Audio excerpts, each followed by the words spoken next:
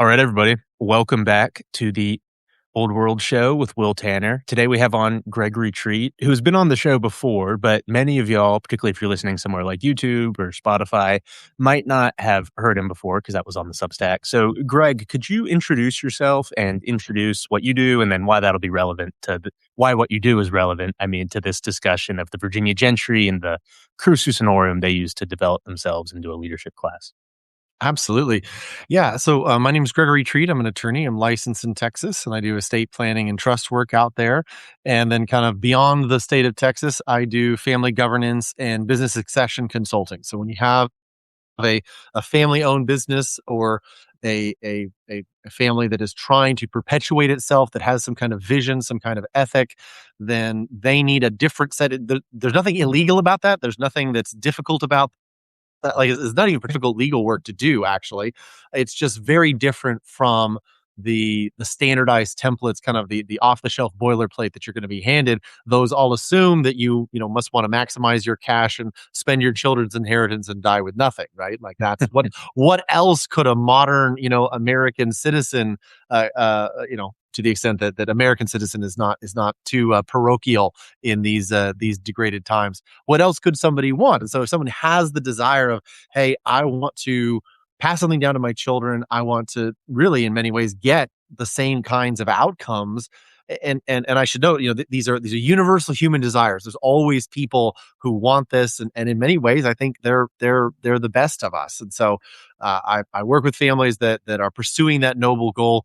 And helping them get the niche, but very, very well understood and very old structures, family structures and legal structures that you need to pursue that goal efficiently.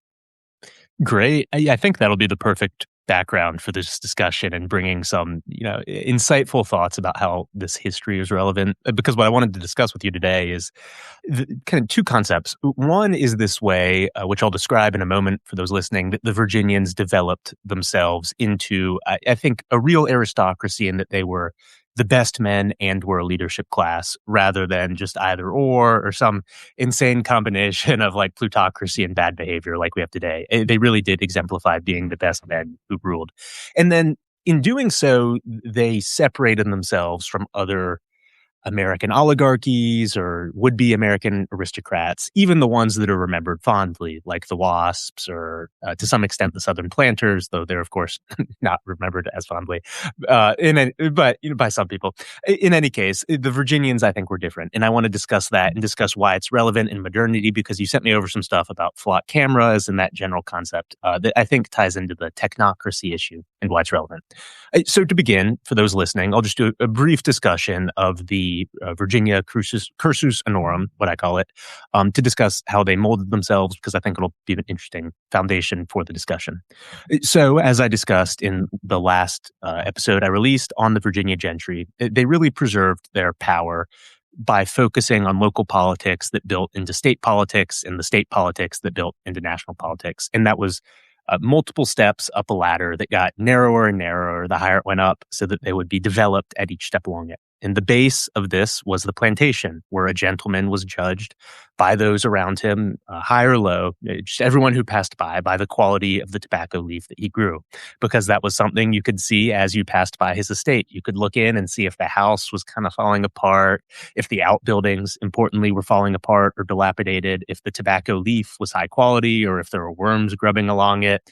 And that mattered because one's credit with the British, one's credit with merchants in America, one's credit with his fellows was built by the quality of the leaf that he could raise. So if he did a poor job of it, he was unlikely to be a reliable business risk and was unlikely to be just competent. You could judge his competence by looking in, and it was very easy to do. So that was the first level. You had to be competent at running a plantation. The next level was the vestry board for the established church, which was at the time, because this was colonial Virginia, the Anglican church. And that meant that you had to show up to these meetings every week, and you were chosen by the dozen or so local gentlemen who sat on the board to participate with them. And to participate, you actually had to get involved with local governance. They set local tax rates. They dealt with affairs of morality in the community, such as illegitimate children or orphans or spousal abuse, anything of that sort, they had to deal with it. They also had to deal with running the church, which meant writing to England to find ministers, and would find ministers who would help build the structure of society. This was all unpaid. It was technically voluntary, but you'd be ostracized if you didn't do your duty when called upon, and they took it very seriously. Robert E. Lee, for example, died because he walked in the bitter rain to a vestry meeting and got sick and died a few days later. Many people forget that. He kind of represented the last of the Virginia gentlemen in a lot of ways, and he died being one. And then if one did well in that position, the next step up the ladder was being a justice of peace at the county court, which was really much the same thing, but in a more lay position. And so instead of dealing with matters of morality, one would be dealing with matters of theft or land disputes or business arrangements, really just anything that you can imagine a municipal court dealing with today, but in a very public setting rather than in closed hearings, and in a way where you're dealing with the people who would be voting for you if you did well, and we're going to go up the ladder. And this position, the county court, was chosen by technically the state overseeing it, with the governor being involved, rather than just by local gentlemen, as with the vestry board, though both were involved.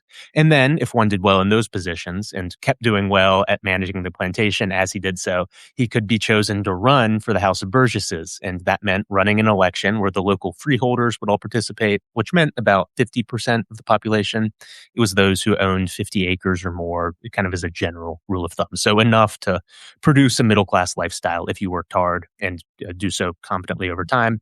And if he won that, he'd be in the House of Burgesses, which again was pretty much unpaid, though some of the travel expenses were compensated. And it was, again, tedious work, very difficult. It was fun being in Williamsburg because it was the only real city in the community, but it was difficult work, and they were expected to do well at it, take it seriously, spend their whole lives studying and training themselves for it. And as they did it, they also had to continue doing well at the plantation, continue doing well in the vestry and in the council. And then, only then, if they had ascended all those steps and proven themselves capable and worthy in the doing of them, could they potentially get involved in national politics by being chosen by their fellows to go participate in the Continental Congress, or to run for the House of Representatives, or once it was formed, or the Senate, being chosen by it to participate. They had to be chosen by the local established people who cared about it and had been involved for a long time. So just to summarize, it was showing your competence at each level and gradually accumulating more responsibility as you showed yourself competent in that setting, and training yourself in virtue as you did so that you'd be respected by your fellows, which I find very interesting because it's really the only example of this in America in terms of a semi-formalized, pretty strictly socially enforced situation in which the ruling class was really trying to develop itself into one that could do so well and do so with virtue. So, Greg, finally, I'll let you talk as the guest on this podcast. Could you describe, I guess, what drew you to this system when we started talking about it, and what you think makes it important in American history? And then from there, we can start getting into some of the other things. Yeah, I mean, I think the thing that drew me to it as I've studied the founding, there's some really remarkable things about the American founding, and in the sense that we got much better outcomes than anyone else who tried this, and I think there's a huge part of that that's due to the quality of the Virginians. Like there is just a disproportionate influence. Obviously, New York is involved and Pennsylvania is involved, and they have, capable people that they send in. But Virginia is, wildly overrepresented in terms of the power, in terms of the key drafters. They do things like, for instance, they're not dependent on the federal government for educational funding, and really even on the state government. Their system, the way that it stacked up, meant that they could pay for the education of their own people at a much lower, much more kind of decentralized, to use the modern term, but they wouldn't have thought of it that way, at a much more decentralized level than anywhere else in the country. Another thing that is really remarkable about them is that they were able to pay off their Revolutionary War debt, right? So one of the bugaboos of, and it really in many ways set up the economic conflict that then became the Civil War, was differences in how are we going to handle the national debt, which then gave rise to, basically mostly New England cannot figure out how to pay off its war debts, and so we have to have a national bank. We have to kind of go down this kind of Hamiltonian path, and that, that leads to a lot that's what creates a lot of the structural conflicts that then had Americans, killing each other in massive numbers, 2 generations later. And so and the point being, if the rest of the country had organized itself like Virginia, then this would not have been necessary. They had other solutions for this problem. And so I think it's just critical to emphasize what they accomplished and the quality of the people that this system produced. If that doesn't make you want to say, okay, what was going on here? What was better about this place and the system that it had, which was, everyone acknowledged was unique and very intensive. There was this sense that, wow, our elites, just wouldn't do that basically in much of the rest of the country. And you think about, men like Benjamin Franklin, right, from Massachusetts, who the Massachusetts people simply would not have. They did not agree to do that sort of thing. They were not willing to be that intensive, and many of them were noble men, learned men, but they placed a much greater value on private eccentricity. They would study things, and so they produced some, kind of really marvelous scientific innovations. Some of them were very devoted to their understanding of Christianity, though that, kind of falls off by the Revolutionary period. But none of them produced that quality of character, that consistent ability to say, hey, we're going to show up, we're going to do an incredible job. And I just, a couple of points that I was thinking about while you were talking, the quality of the leaf and the quality of the house. And the idea that while you were doing all of these other things, you still had to be good at those foundations. Right? Like you still had, and what that means is you're really, especially as you're going to the House of Burgesses, which means leaving your estate for significant periods of time. And they tried to kind of work around the planting season. My understanding is as much as they could, but still, there's going to be times where you're away from the estate when something has to happen. And so this is about, can you train high quality people? Can, maybe your wife, or maybe maybe your son, or maybe some other male relative, or maybe a foreman, or maybe your favorite slave occasionally, right? Depending on who you ask, maybe not so occasionally. Those people you had to train to the level of excellence that you expected, and trust them to do it while you weren't around to enforce, anything until you came back. And that's not normal. That's difficult. I think that, we really underestimate how hard that is. And you see it. I mean, you see it in all of, in our day, like all of these online exacerbations where people, their home life, their foundation is shot. And in this, they were they were imitating Rome, they were imitating the Greeks, they were imitating, in many ways the British gentry, who kind of went through a similar ish process as they developed into an empire. But the Virginians, there are several Cursus Honorums right out there in the world, but this one was ours, and it produced at an incredible level. So that's those are my initial thoughts, and a wonderful presentation, by the way. And your article, the Virginia Gentry that you just put out, is an incredible piece of work. Like, when we win, there'll be degrees, and honorary or not, for stuff like this. This is legitimately, as I was reading it through, I thought I'm gonna have my children read this. This is going to be how I train my children to think about this idea. So I really appreciate what you've done here, for the community. Thank you. I would add to what you were saying, because someone asked this in a comment. I think it's a good thing to address, which is, why didn't they just rely on tenants? Because then when they have flamed out less frequently, the British used tenants to great advantage. If you look at the economics of it, it's because rather than just being focused on the political sphere, they were mercantile-minded men. Really, the best of the Virginians were also very good at making money, in addition to being politicians. And so if you look at the economics of it, if you ran a plantation yourself, or, managed it yourself, I should say, the rate of return was about 8%, ignoring inflation, which would make it go up. But say it was basically a gold standard period, from, if you're looking at when a lot of the data comes from. So 8% in a gold standard world is very good. In the British estates for the time with tenants, it was about 3%, if you just, rented it out to tenants. But then in America, because we have so much land here, if you rented out lands to tenants, you could expect about a tenth of what a British lord would earn per acre. So it's like a 0.3% return, 0.3%. which Wow. is not good. So if they were, yeah, understatement of the century. If they were going to make money, they really had to do it themselves, and they all wanted to make money, so they did it themselves. And it's one of those things where you see a lot of them, really with the exception of Henry Lee, who was terrible with money, they've came to the top because they were good at a great many things and were able to put into practice their ability to do that.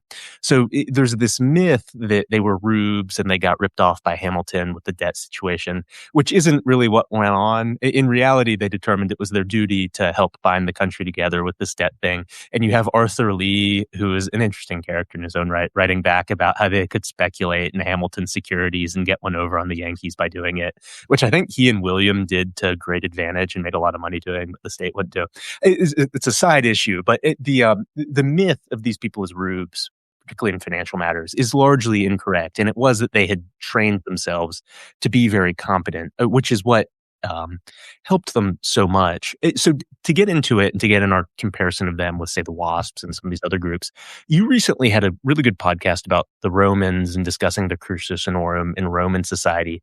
Could you give a very brief overview of how the Romans came to that and what it was in Roman society and kind of conceptually what it was, just so people have some historical background before we progress further?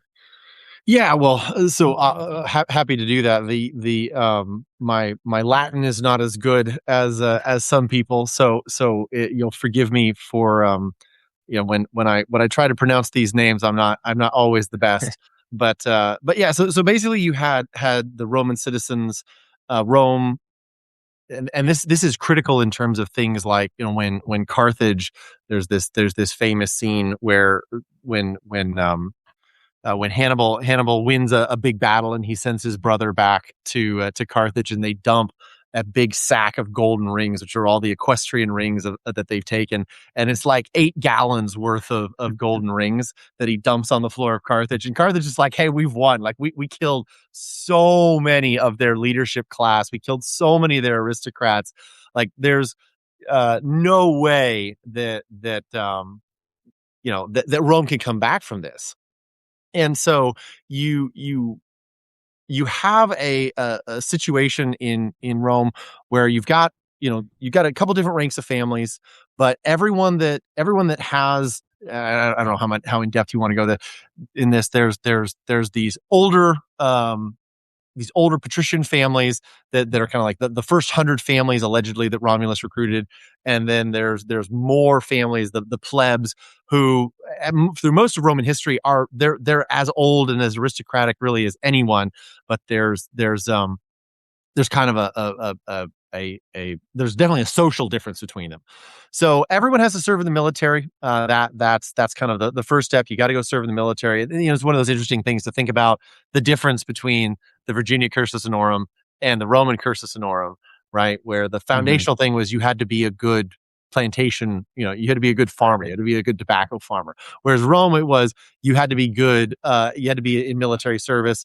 So you had to serve as a tribune, right? And Mhm. formally you had to have 10 years of service. They later in the Roman Republic, they kind of had some ways around that. So they would technically enroll people as tribunes in like their early teens, and then many of them would not actually leave and go for the whole 10 years. But as far as we can tell, pretty much everyone did serve, Mhm. several years out there in the field. Okay. So then once you completed your service as a tribune, which included, being in battle, probably killing a few people, then you would become a questor. Questor is again it's a fun word because it's the origin of the modern English word for quest, right? A questor was somebody who was looking after the financial and administrative duties. Though, when we hear financial administrative duties, we think of a bean counter, right? And that Mhm. was not in the ancient world. The treasurer tended, like the guy who's carrying your treasure on his back, tended to be, you'd want him to be intelligent, right? You wouldn't want to be ripped off if people are, handing him things and he's handing them money. But his primary qualification is he's got to carry around a chest of gold on his back and not get killed. Right. And the same thing is true of these questors. So they show up, they're kind of like auditors. So like, where did the money go? What did you buy? How much did you pay for it? Can we see the coinage? Has anyone swapped out these gold coins? Has anyone filed down the coins? Any coin Hmm. flipping going on? These are what the questors are doing. All right, and then you have the aedile or aedile when you're 36. So you move into doing like public works, markets, grain supply, and especially you were organizing the games, the ludi.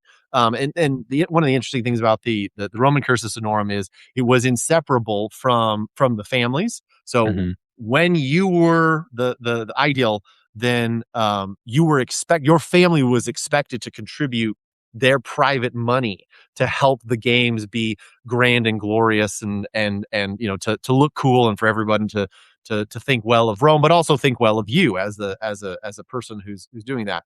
Then you serve as an ideal. Um, and one of the interesting things about the ideal rank is that was when you got what was called the jus imagium, the right of the image. And so you got to have a death mask made. And death masks are this fascinating Roman tradition. There's just so much in the death masks. So you go in and you have a wax mask made of your face. So they make a mold, and then they kind of make a counter mold, and then they actually get something that looks really similar to your face on the outside of the mask. And that mask will last 150 years maybe. So they have several of them made at this time, and then your family gets to keep them, and then from forever on after that, then or until the mask falls apart, right, which they do after a couple hundred years, then your family can put on the mask in formal events like at funerals, and you can walk down. And Rome handled the mask thing different ways at different times. There's certain points in time where a Roman noble would not wear the mask. They would have like an actor wear the mask. And then at a certain point, like the people themselves started wearing these masks because there was so much status involved in doing it. And we're not going to let these dumb actors do this. We're going to do it ourselves anyway. But so that was that second rank of the Cursus Honorum, the ideal rank, and then kind of the final rank that most people got to was the praetor. And you got to serve as a judge. You had some level. You were sort of a military official. One of the interesting things about Rome is they didn't have a separation between civilian courts and military ranks. The praetors it was one system. It was a military government. Your right to make decisions about how to judge cases was also a military rank that would potentially require you to lead troops in battle. Um, and that was after praetor you would join the Senate. That was kind of the expectation, and then you would become a consul. If you attained the highest level was consul. That was kind of the leader of the state. There were two consuls elected for a year, I believe, and that there was this progression all the way up. So that's my brief introduction, and it's a fascinating and complex subject to talk about. So the reason I brought it up was because, for one, America was founded on a Rome LARP, so we of course have to look at our origin story. For sure. But then similarly, the Roman Republic was an aristocratic republic, and for the time it kind of worked, really up until the very end. It worked quite well, actually. And similarly, Virginia, I think, really dominated America up until the war between the states. And while it did so, America, on the whole, functioned quite well. We had our brief spells where it didn't, but things really went well for a period in a way that has been rockier in the period since. And one of the things that changed is kind of like the Cursus Honorum faded in Rome's imperial stage, even if aspects of it technically remained. What the Virginians built and the way they built it with this method of intentionally cultivating excellence, virtue, and a sense of duty amongst their ruling class faded in America as Virginia faded from its place of prominence. Things just got different, and America was no longer really a functioning aristocratic republic in the same way. It became a very different state. And as it did so, you have the dominance of the New York WASP class, which includes a lot of different characters from Henry Adams and kind of his type. They're probably a little bit more virtue focused, but stay away from public duty near entirely because they find it tawdry, to, Vanderbilt or kind of that crowd that is in it for the money and doesn't Right. care so much about the other things. And some of them have their good aspects. The Mellon family in particular, I think, is one of the more honorable and interesting ones. Many of them are just rogues like Jay Gould. Mhm. But anyway, I don't mean to ramble. Just they lacked a lot of the good things about Virginia's upper class. And at least to me, from the outside looking in, back on history, it looks like a lot of that was because they had no method of really cultivating virtue amongst themselves and directing it into the same pathways that the Virginians did. It might be private virtue, but it wasn't public virtue in the same way. So, enough of me talking. Would you agree with that? And what do you see about post-war America in relation to this concept of duty and the aristocratic republic? Yeah, I mean, I think the way that I would put it would be ungrounded virtue, right? Ungrounded virtue. Yes. So what you see in the WASP, or some people call it the Eastern Establishment. Mhm. I'm not sure why I can't really tell what the material difference is there. But the WASP Eastern Establishment thing, when you advance, you always move and you never come back. Right. So Mm, they move from the rural areas into the cities. They move from their local cities to the university towns. They move from the university towns to the state capitals, and then from the state capitals to Washington, D.C. That there is this movement of people, and you do not return. You do mhm, not go back to see if your leaf is still strong, right? You're not responsible for how the home front is looking, meaning the actual rural communities from which you came. And you see this, it's funny, people talk about, I'm blanking on his name right now, but there's some genius that was discovered in Appalachia, a century or so ago, and they talk about how he was collected by this system, and he was shipped off to various parts of the country because he was a math genius, right? Which is great, but he never comes back to Appalachia. I think he mhm, comes back like in his old age, to retire and to kind of try and reconnect. And then of course he gets sick, and then he leaves again to go to the best hospitals in the world, which are not nowhere near there, because this place that produced him has been completely neglected. And there's kind of a almost a reverse colonization thing going on here, where you pull mhm, people into these vast sieves, these vast people sorting mechanisms, right? Because there's kind of two ways to think about the modern American urban scene. One is as a kind of Marxist way of this town as factory, city as factory thing, which was always terrible and immediately produced bad results every time it was implemented. I should note it's still being implemented about 60-70% of the time today. And then the other way, which is, I mean, I think a better way, still not great, but a better way, is to think of it as a people sorting mechanism, right? We're going to bring a bunch of people in, and we're going to sift them around, kind of like we're panning for gold, right? And this is what's going to produce. We're going to sort for the very best people. Um, and there's just a bunch of things that happen in this time period. So you have the birth of the fiat currency. You have the birth of the income tax, twice, right? Because the income tax mhm. happens, it's declared unconstitutional. We actually have a constitutional amendment, that I mean, and there's people that will still today quibble with whether or not it was, like, you got to understand, the vast majority of people in the country voted for the income tax because that's what they wanted, right? They were sold, hey, this is going to be good for you, and they voted for it, right?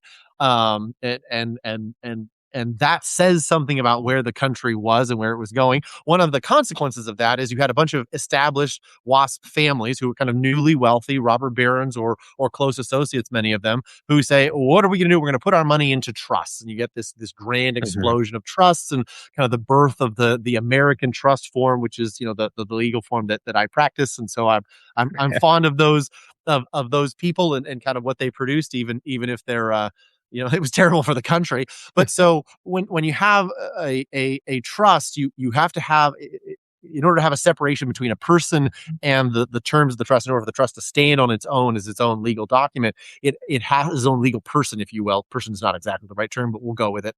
Then you have to have a standard by which the trust determines if it's going to pay out. And the standard that most of these trusts took was what was either, Harvard or Yale, or what became the Ivy League, right? So you have this person has to go through some, initiation thing. They have to accomplish something with their life, and therefore be qualified beyond being just a member of the bloodline and breathing, right? If it's just you're a member of the bloodline and breathing, then the trust kind of collapses back into some person who has a taxable estate and all that stuff, right? So what they did was they said, well, if this kid graduates from Harvard, then he's a good kid, and the trust can support him. What this meant in a practical and oversimplified way was if the kid graduates from Harvard, the kid gets paid, the school gets paid, and the trustee gets paid. And then certain trusts had specific schools, Harvard or Yale, or some. There's actually a amount of trust that I'm given to understand that have Stanford like as the sole thing, but many of them had lists, and those lists, the concatenation of them, is basically what we think of as the Ivy League, because they had this extra source of funding from all of these people. But it was very much a sorting mechanism, right? We're going to bring all these people in, and we're going to sift them, and in the process, you're destroying their connection with what they were before. They're valued as individuals who score well on a test. They've kind of performed well in this very abstract, deracinated, ungrounded way, and that is the tale. I mean, that's the WASP. To be fair to them, they did it to themselves first, right? And then they did it to the rest of the country. But I think that's so. It was an interesting attempt to create a broader way of creating a leadership class, and I think it had a good run. There were clearly some things to it that worked really well. But I think I've got a friend who's got a biotech startup, and he talks about when you get stem cells, you can take stem cells and cause them to reproduce in a petri dish, right? And you can induce growth, right? And you can probably do it 10, 20, 30 times, right? The for some reason the default standard right now is you can do it 16 times. You take the cell out of the person's body, you can grow it 16 times larger, and that's deemed okay. Because at a certain point, the cells become what's called senescent, and they cannot just divide by this artificial petri dish induced process any further. And senescence it's not like they're cancerous, right? But if you now the thing is, if you push, they'll hit senescence, and then you can keep pushing them. And if you push them, they all turn into cancer cells, which is fascinating, right? And I mean, I was listening to him describe this process, and as I was reflecting after it, and thinking about this podcast was upcoming, I was like, I'm gonna save that. Like this is an interesting metaphor. And so I mean, that's what they did. They built these petri dishes. They put some of the best people in our system into them, and they kind of force them artificially to reproduce very quickly under artificial conditions, and that worked until it didn't. And I think what we are experiencing, I mean, basically it worked well for about 80 years, and then it worked poorly for about 20 years. And now, I mean, since the woke virus, the woke mind virus that's been spreading in many ways from the colleges and from the Ivy League, I think that's what's happened when you've copied, you've artificially forced these ideas to reproduce so many times, and the original character, the original DNA has in some way been corrupted, and this is what we're left with, which is a terrible mess, and a tragedy. If we had just been content to say, hey, we're getting like a really pretty good leadership class out of this, I think we could have made it last a lot longer. But it doesn't have the same kind of staying power as something like the Roman Cursus Honorum, which lasted for the better part. And many of these lineages actually are able to transition over to Byzantium, and they continue for 1,000 years, right? And that's not the outcomes that we're getting from what we're doing. So. It's interesting you bring up the Petri dish, because typically when aristocracies are thought of, it's in terms of racehorses and horse breeding, and the Virginians were always compared to that. And then so with the technocratic elite, they're reproduced via Petri dish rather than via stud farm, which captures their character pretty well.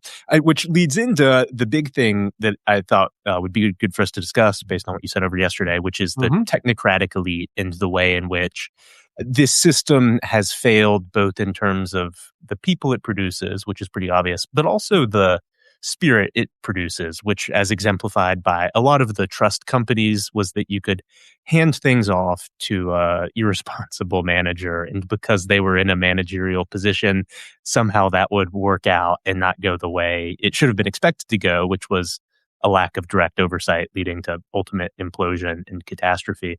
And we're now seeing that, as you mentioned, with the flock cameras, where there's this idea that well, these cities are terrible and like no one wants to live in Memphis. But maybe if we put up some cameras, then the government will behave differently. And the cameras will force them to do that, and then things will go well because of the technology, which to me seems ludicrous. But you had some interesting thoughts on it that I think would be good to develop here. So could Yeah, you describe that?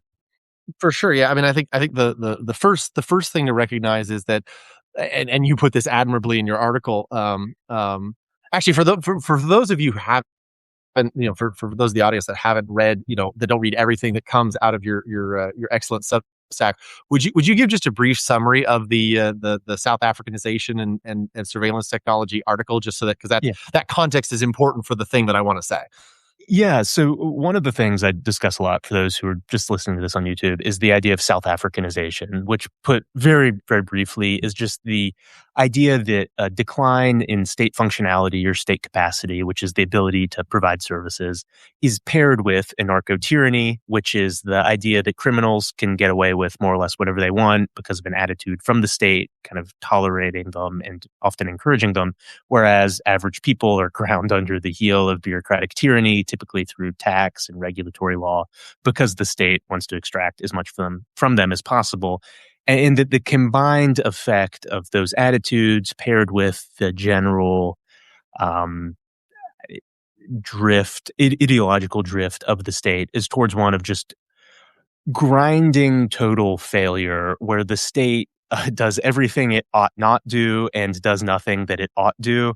And so it's this ludicrous circumstance where you'll have a successful business being regulated to death for the crime of, like SpaceX, not hiring enough Haitian refugees to work on rockets at the exact same time as the state is refusing to stop flows of Haitian illegal migrants from going across the border.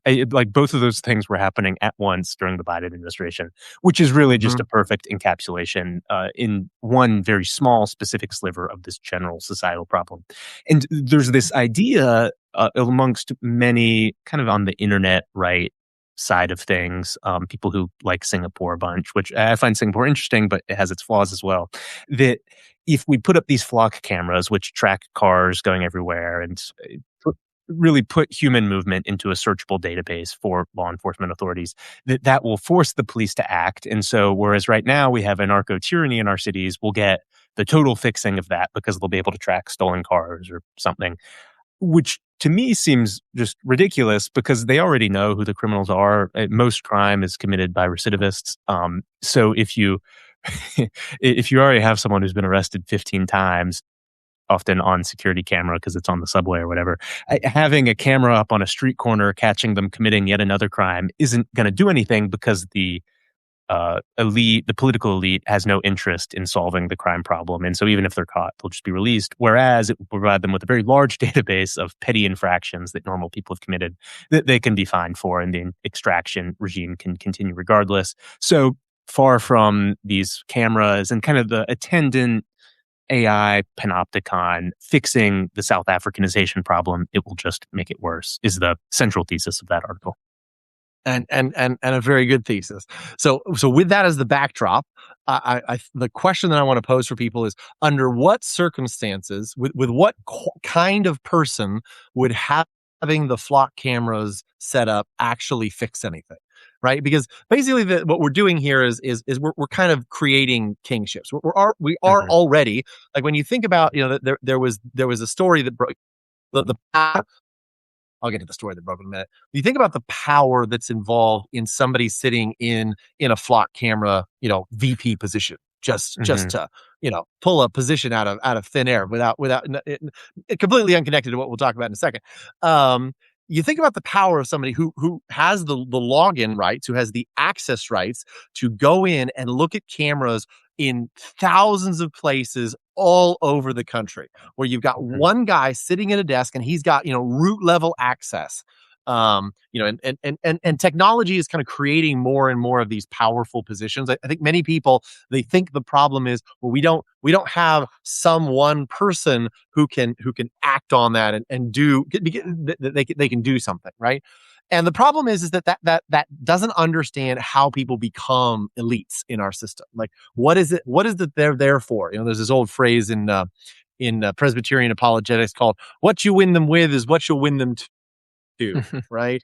And in the same way, the things that you use to recruit your elites are the things that they will do once in power, right? So you have these people that are recruited in our system by being non-offensive, by going along with the vein, by creating, dialoguing to consensus, right? By the way, if you ever hear somebody talk about, well, let's dialogue to consensus, please note that like that is a communist phrase, and you're about to get steamrolled with something you don't like just word to the wise.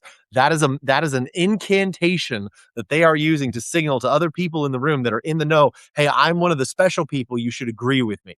Okay.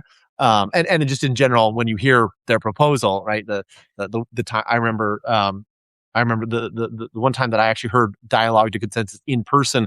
Somebody was trying to convince me that having transgender books in the local school was not just part of modern life, right? Anyway, I did not dialogue with him to consensus.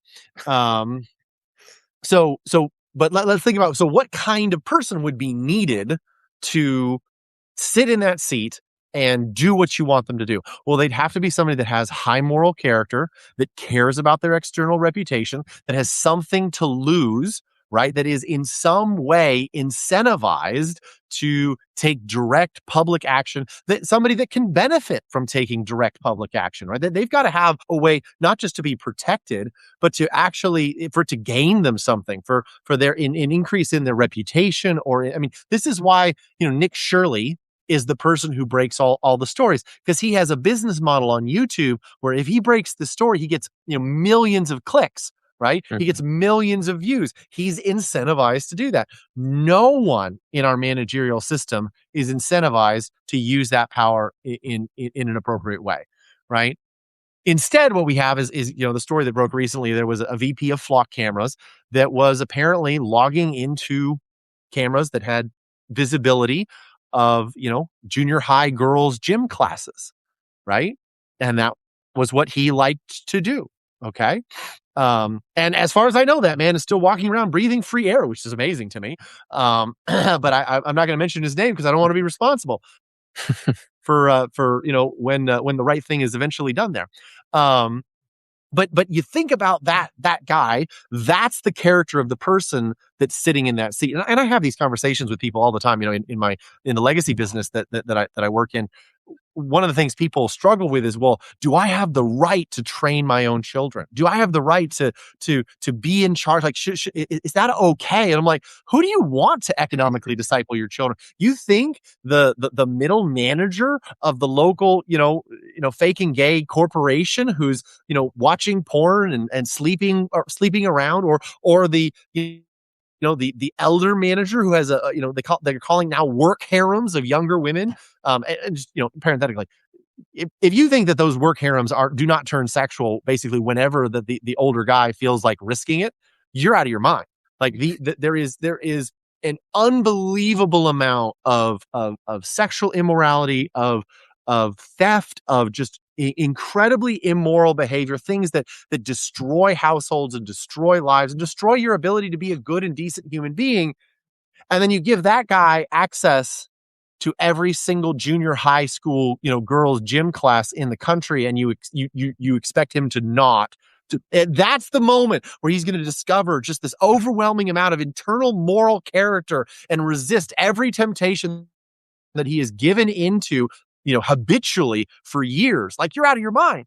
And again, I think there is a time and a place for centralization. I think that I'm fully in favor of seizing the levers of power and doing what we can.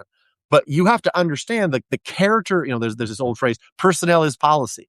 The character of the people in that seat matters, right? And the other point is to make is that, like, the idea that there is a distinction between the bureaucrat, the bureaucracy, and the top level corporate guys is an illusion. These are all part of the managerial class. They all went to the same schools. They all were exposed to the same ideas. They all have the same basic incentive structures. The way they progress through life is by getting in the Petri dish and either believing or at least aping belief in whatever is being, over reproduced in that artificial environment. And they're going to be rewarded for that. right? Which mostly means doing nothing that is inconsistent with the prevailing, social religion of the moment. Mhm. That's what those people are good at. That's what those people are good for. And because of that, like the flock cameras thing is not going to move the needle, at least not in a good way, right? It could very easily, as you point out so excellently in your article, it could very easily move things in a bad way, right? Um, but we have to sit down and think through, okay, what are the preconditions? Because the other thing people do is, oh, well, people are people, elites are elites. There's just no way around. I was like, no, no, no. We, as human beings, we have repeatedly produced incredibly high character, right? Mhm. In America, one of the other things you'll hear is, well, we just need some kind of religious move. We need revival, right? The Romans did this for a really long time, okay? And the Romans were not good people by modern Mhm. standards at all in any way. But they had a set of things that they were loyal to, and they kept the faith. Right? They incentivized their sons and their grandsons to follow in this tradition, and that, I mean, it works every time we've tried it. When you set it up this way, it works very well. And there's those common elements. There's the you don't get paid broadly for it, or Mhm. you have to. The Roman model was you do get paid, kinda, but you have to recruit family money to be successful. Um, and there is a sorting mechanism that you have to step through. I just did a piece about sorting works, guys. Like if you just set something up and let it run honestly, you can meet people and say, wow, this person has been sorted many, many, many times. Um, and the other thing I would say about that is that tiered structure. This is how you do any kind of quality, right? We often think that it's just kind of like right wing or conservative ideals that the modern DEI state hates. Actually, it's all ideals. It's all standards. Okay. And the way Mhm. around that is to do exactly what the left has done, which is to create a dozens or sometimes hundreds of tiered structures where people are allowed to do what they're going to do in one structure, in one corporate entity. And then if, as soon as one of them shows the traits that you're looking for, you pluck them into the next one, right? You pluck them into the next one, right? I mean, I think, the tragedy is that the closest thing to a cursus honorum that we have in the country today is basically the left's, student forgiveness program. By the way, did you know that there's already student loan forgiveness in this country? Yeah, if you work for, like, a leftist NGO, Yep, yep, yep, yep. you get your For debt 120 forgiven, months, right? you get your debt forgiven. So for 10 years, you've got to serve the cause, right? And there's an amazing, if you look into it, there's an amazing amount of these activists that do crazy things that do them in like the last 6 to 9 months of their 10 years, right? Where if they get fired and blackballed, then the whole last 9 years was for nothing, right? Because no one else will hire them. And so they've got to do whatever it takes to keep the job for this last 6 months so that they can get their ticket stamped and get their life back, right? And then you do your 10 years, and then you go into an NGO and you work for an NGO. Or maybe you go around the world and the Peace Corps, something like that. Then you come back to the States and you get an entry level corporate job. Maybe you work on a campaign. You kind of bounce between the corporate world and the government world, ascending each time. And that's actually pretty similar to a cursus honorum. It's just selecting for moral, qualities that we would hate, right? And we don't do this. Like there Mhm. is no pathway if you are conservative, if you are not a hardline leftist. There are no, that I'm aware of, conservative nonprofits that are set up to say, hey, we will take people, we will feed them and clothe them and hope, allow them to get married. Well, we'll set up some structures where they can get married. And then at the end of the 10 years, they're debt free. They've got a great resume, and we're going to try and launch them after those years of faithful service. Right. And in 10 years, like, you can get a lot back from somebody. Okay. And you don't Mhm. have to pay them very much. It was called income based repayment. And so they work for the nonprofit, and they do your will, and you help them. Right. And they help you. And this is a virtuous cycle. And then, if at the end of that time you don't know everything there is to know about them, then you deserve to lose. And I'm sorry for you. Right. But so we could easily build this, and we don't. Right. We don't.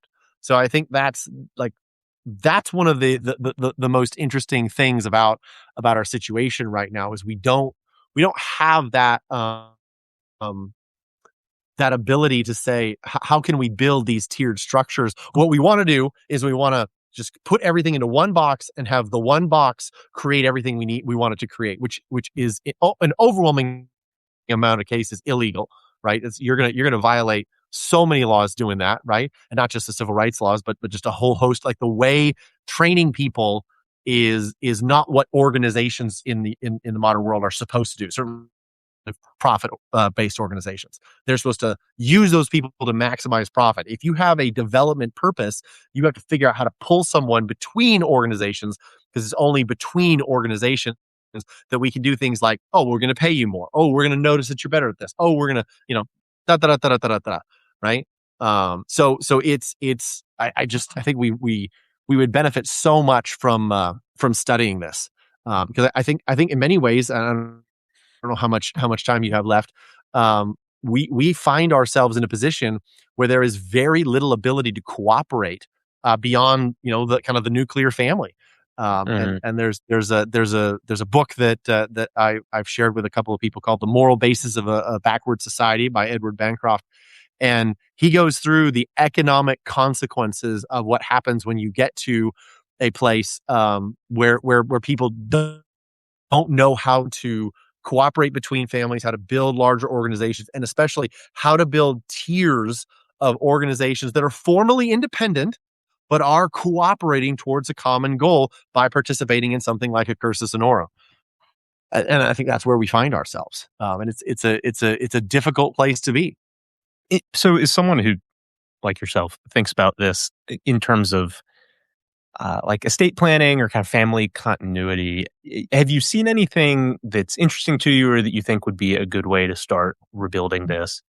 And kind of related to that, one thing we've talked about before, I can't remember if online, but certainly offline, is the idea, the way in which the financialized nature of most assets held in the modern day make a lot of this more difficult, Oh, for because you sure. can no longer walk past someone's estate and see if they're managing it well. Instead, you kind of wonder what they're up to, and whether it's that they have good credit access or if they're actually successful. It's just, everything is very opaque as it's meant to be, which makes Mhm.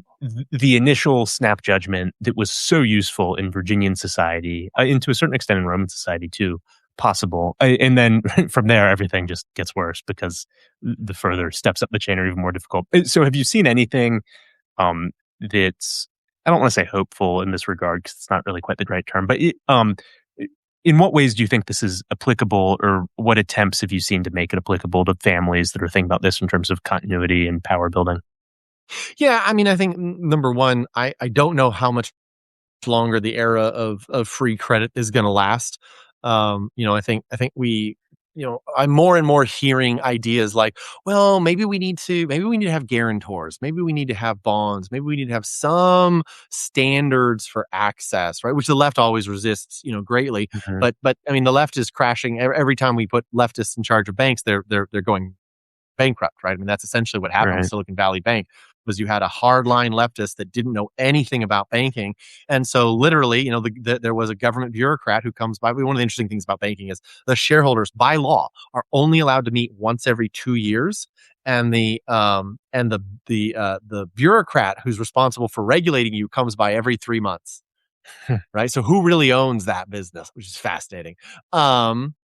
So you have there are challenges with the credit system that I think are gonna start being made manifest. Because anytime somebody talks to me about like, well, should we have guarantors? Should we have that? I'm like, you're talking about aristocracy. You're just using either different names or extra steps. And I mean, I'm in support of aristocracy. What do you want me to tell you, right? And then they get very upset with me because they have some fantasy knowledge that this idea that the guarantors will act in super altruistic ways and never use their power to benefit them personally, which is nonsense.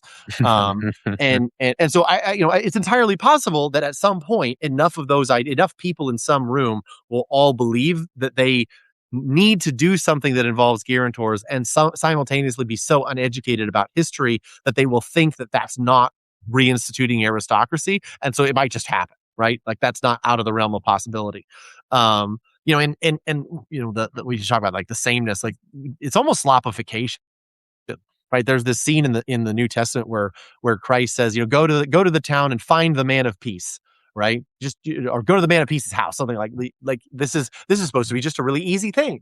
Well, the man of peace was the guy with the biggest house, right? The and in every town prior to modern credit systems, there was somebody who had, the Pareto's distribution of a better house than anyone else in the town, and that was just how it was.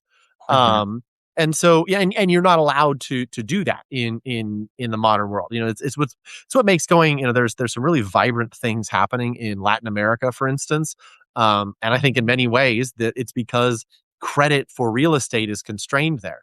And so every project, what you realize when you look, you go to these places, and there's a lot that's ugly about it. There's a lot that's kind of tacky and gross, and it doesn't look pretty, because there are no universal standards. Every project stands or falls based on a relationship between a builder and the guy and the owner, right? And so every project is kind of fitted to the place that it's in. Even the bad ones, they belong, they fit, they have a unique character that's really interesting. Where if you spend time in Latin America, you come back, you look at the real estate, you look at the suburbs, like, wow, this is like slop.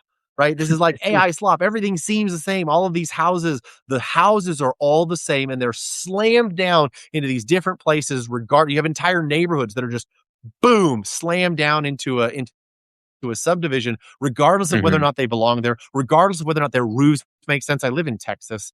All right. And there are more and more subdivisions that have these steep New England roofs because some idiot thought that like looks cool, and it just drives me up a wall every time I see it. Like, it's just this building does not belong in this climate. It causes all sorts of problems, right? Because Hmm. the way that the heat gathers, because Texas is hot and humid, and it's not the right thing to do. Okay. Yeah. But you don't care because you're selling it to a banker who's sitting in an air conditioned office, and his, like, the sign off of the banker that's signing the construction draws, that's all you care about, right?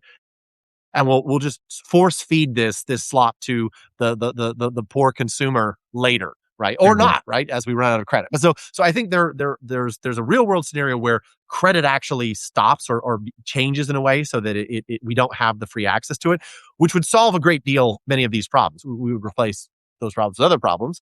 But the other thing is there are lots of venues in which you can see someone's consistent output, right? You can see it in online contexts, right? You can see it in I mean, this is probably a bad example, but in influencers, right? You can see it in view counts, you can see it in clicks, you can see it, Mr. Beast, right?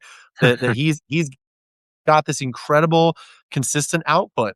You can see it in the games of finance. I mean, that's essentially what most successful legacy families. So up until the 70s or 80s, you had a lot of families who their mental model for what their family was a factory. We are a factory family. We go and work in the factory, and so the idea was you just go into the factory system. You don't really get any special privileges in terms of your rank. So if you need to be a janitor, then you're going to be a janitor. If you can rise through the ranks quickly, then you're going to rise to wherever your level of intelligence deserves, and then you'll sit there. Okay, but you will tend to get extra money from the family. All right. Now, people are always worried about trust fund babies, and that's a problem. But it's basically a problem if you don't have good management. So if you just give somebody free money for breathing or for being a descendant of a certain bloodline, then they're going to get a bunch of weird ideas. They're going to be entitled. They're going to be rude to people. They're not going to have a proper attitude. So you have to help people appreciate this is an exchange. Right. So you're getting this money, and in exchange, you're going to behave a certain way, and you're going to show up at certain events, and you're going to dress a certain way. You're going to drive a certain car, all of these things. And these things are not necessarily easy or pleasant, right? It's not pleasant to have a bunch of people take pictures of you and scream your name at an event, right? It's not pleasant to, I mean, unless I suppose, you're perennially egotistical and just really, really love the attention. But most productive people are not that way, right? So we're going to ask you to do some things that are not pleasant. And in order to enable you to do this, you get this extra money. That works up to like 2 or 3 times the amount that they should be paid for the job they do on the daily. Okay. With good management, you really can make that work. You can pay someone 3 times as much as a janitor should be paid, and not have bad outcomes. But as basically the factory wages compared to purchasing power cratered, and you started having to pay even your relatively advanced, factory workers, 3, 4, 5 times in order to maintain the social status that the family required, that gets bad. That gets weird. So the families that have survived since then, their mental model is basically that of a bank, or the family bank, if you've ever heard of that, some insurance salesman online. And I'm not knocking on the insurance guys. There's a use for them, mostly to fund trusts like I would build. And then the family or the kind of the family venture capital fund. And the reason why it works is, number one, it's a good business, right? It's kind of the dominant business in our world, right? Hmm. When factories were the dominant business, that's a good thing. And now that banking and venture is the kind of the dominant business, it's just a good thing for the family because it's a hyper dominant business model. But it also means the management structure internally works better because we don't have to ever exceed 300% of what a normal banker or a normal venture capitalist would make. And who knows what a venture capitalist makes anyway, right? There isn't like a hard limit on what you should be paid for X amount of work, right? So I think having that recognition that you when the business model of the world changes, you have to change your model.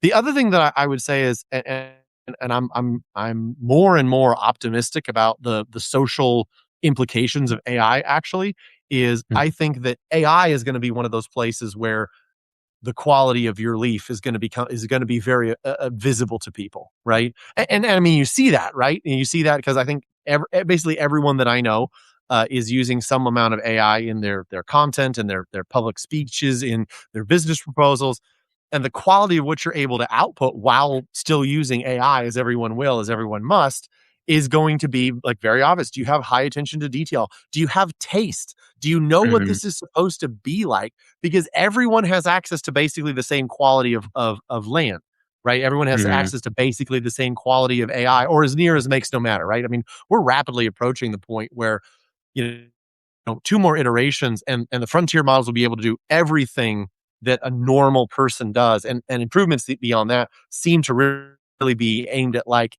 edge scientific explorations and things of that nature. But if you're talking about somebody who sits in an office and produces documents, I mean, AI is really close to being. Now, that doesn't mean, and I've done a couple episodes on this on my podcast, that doesn't mean that the AI is going to replace human workers, because the cost of making a decision is absurdly high. It's like somewhere between 1,000 and 1,000,000 times as many tokens to decide what to do as it is to lay out the top 10 options in excruciating detail, right? Like, which is just a wild multiplier. So when you start realizing that, oh, well, it's just way cheaper to have a human, like even just based on like the electricity costs, even if you're not having to pay somebody for a license, right? The electricity costs of having an AI be the person that makes this decision is not cost effective for a lot of things, right? But that I think is what's it's a really interesting opportunity, at least, for there to be a, hey, what's the quality of your leaf, right? What's the quality of your AI output? Because everyone is going to have AI output. Hmm. And that'll be really interesting to kind of see where that goes, how that goes. That will be interesting. It'll be, I think, there are just different ways it could go. Either the technocracy trend being exacerbated, which I think would be a disaster, or you could get the sort of thing where, like, the British landed elite got a new lease on life because it figured out first how to use debt to accumulate land, and then the next century how to play the stock and bond market essentially and dodge death taxes while doing that. And like that, it survives today really because it figured out how to do that. So there are different ways it could go. It's not, uniformly negative or uniformly positive, but it's one of those changes that is an opportunity. So I'm glad you brought it up. Was there anything I missed that you had wanted to discuss that we should discuss before ending the show? No, I mean, the thing that I would say is I think that we need to recognize that you can rebuild the Cursus Honorum anytime you want to start. Right now, it takes a Hmm. long time it takes a certain scale. It takes having, there's people that will really dog on, well, all you do is meet on Twitter, right? And certainly that can be a profitless thing. It can be a thing that doesn't result in anything. But as we get more and more people that are able to talk and dialogue and start saying, hey, these are our standards, as it gets easier, right? I mean, there's people that have basically said, well, I had my AI read everything you've ever put out on the internet, right? And that, in 24 hours or whatever, Mhm. right?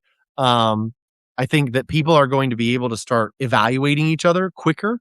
And if we can start saying, hey, I'm good at this, I'm going to train people who come to me in this thing, and then I will pass them back along to the movement. We can start rebuilding these things at fairly small degrees of scale, right? Something the size of 5-10 businesses in a city. And if you've got a nationwide network and you can move people from place to place, I think there's a lot of opportunities there to build this.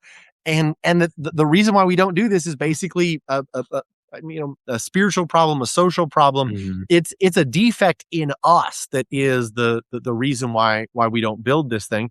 And I think we can fix it. I think we can look at the situation and say, oh my goodness, our situation broadly, our movement would be much better off if a bunch of people just devoted themselves to, well, how can I develop other like-minded people and, make sure that we're passing people between jobs. I mean, that's already Mhm. happening in some of the groups that we're both, affiliated with in various ways. And I think we should hope to see more of it. And there's no, like, the thing about the Cursus Honorum that's so important is it wasn't imposed top down by the state, right? Right. It was just understood. I mean, even many, like the Roman Cursus Honorum, wasn't many of these things were not law until I think Augustus Caesar, actually. Like, he had to come along and say, okay, you have to do certain things, otherwise you're not allowed. There was just a bunch of cultural understandings of what you were supposed to do this in this order and this in this order. Um, and so it doesn't get formalized until it's kind of dying, right? Mhm. So we could start doing this. We could start saying, hey, if we're civically minded, if we love our country, that book that I mentioned, the moral basis of a backward society, the thing that comes across, and so you read the accounts in that book, and then you read the accounts of the Virginians, and the thing that strikes you is just how much they loved their country, how much they Mhm. loved their people, how much for them it was just a primary thing. And so they sacrificed in a whole bunch of ways, and they were willing to endure a lot of slings and arrows, and they knew that it wasn't really a financial transaction, at least not directly to them. But they built this amazing thing for their children and grandchildren, and they made decent money doing it. They had to be capable of understanding finance and all of this stuff. Um, but if we love our country, especially our locale, right, especially the Mhm. places where we come from, if we can stop sending our children off to college, if we can stop doing the sorting thing and becoming rootless and groundless, right? Then Mhm. then we can start building things with the people that are right. And we've got marvelous modern technology. You and I don't have to be in the same city to have this great conversation, but having a place where we're planted and then starting to evaluate each other on that. Take people out to dinner, ask about their wives and children, figure out, go over to their house and have dinner, right? And learn from that. Expect that the way that their family is going to have some relevance, to the deal that they've done. One of the other problems in the Mhm. modern world is people don't believe in the tests, right? Like Yeah. they'll run a test on someone, and they'll say, the guy will come back and say, man, I went and met with him, and his wife did this and his kids did this. I think I'm going to go into business with him anyway. He seems like a great guy. And inevitably within less than 2 years, they come back to me like, man, he did all of these things that made my people, who are good people, treat him exactly the way his wife and kids treated him. Fascinating. You're telling me this for the first time. So I think that we can start this. We can rebuild it. We can just decide. You can just do things. You can just start behaving in a way that says, "Hey, I'm going to keep meeting my obligation." And I think the final thing there is that means you have to reward people who do this, right? Mhm. It means that when you put out that article on an architecture, which was just one of the most impressive, gentlemanly things that I've Thank seen in you. quite some time, we got to honor you for that. Like, that's gotta mean something. That's gotta result in you getting some kind of kudos that you can then parlay into opportunities and job opportunities and all of this stuff, right? I mean, this is and the same thing of the guys that do get married, the guys that do have children, the guys that have wives and children who love them despite being piled on by all of the culture around them, right? If you meet a Mhm. guy and his wife and kids, especially if he's got more than like two or three kids, and his wife and children really love him, Like, he is doing something extraordinary in the face of our prevailing cultural winds. And if you're like, well, you know, I just don't, he's so focused on his family, I don't think he can make much money for me. I mean, maybe he can't in the short term, but it's this short term, long term thinking, right? Because again, the guy that you hired because you liked him and his wife and kids were all messed up, those problems didn't manifest for like, a year or two, right? And if you hire the guy that his wife and kids love him, well, maybe some of the benefits don't show up for a year or two. Okay. But we have to come back and say, well, what do we believe? Do we believe in long-term consequences? Do we believe that these things really matter and that they work themselves out in the way we need? Or do we just, are we just interested in kind of the short-term buck, Mhm. as the Yankees have been since the beginning of time? So anyway, I think that's I'll step off my soapbox now. And so that's I didn't I want people to see, man, this is a thing we could just do. Mhm. Like, there's nothing that's actually stopping us from rebuilding this. It's just treat each other with honor when people do the honorable thing. And also the converse. Like, it's become such Right. a big problem. It's one of the reasons I focus now so much more on, history than politics is the online kinda Twitter-ish scene that used to be very interesting has totally crashed out over the past year or so because it's full of so many low-quality people who make no bones about that. It's a lot of childless men in their 40s who at least used to be drug addicts and still might be such. And, the results are exactly what you'd expect, and it's very tiresome, Yeah. and it's, I think, Yeah. much more interesting to look at, say, well, how'd the Virginians handle that? And the answer was by both inclusion and exclusion, depending Right. on the way one cultivated and showed his virtue. And Right. I just think uh, it's much more interesting. It's much less tedious and tiresome, and it's, I think, much more productive and useful and helpful over time. So everyone who listened and made it to the end, thank you very much for listening. I hope you found this as interesting as I did. Greg, where can people find you and find your work? Yeah, so if you go to my podcast is at greathouses.forum, and you can find my writing at the substacks.com/Avalon Circle. Great. Well, thank you for coming on. And everyone who listened, thank you again for listening. See you again next time. Bye.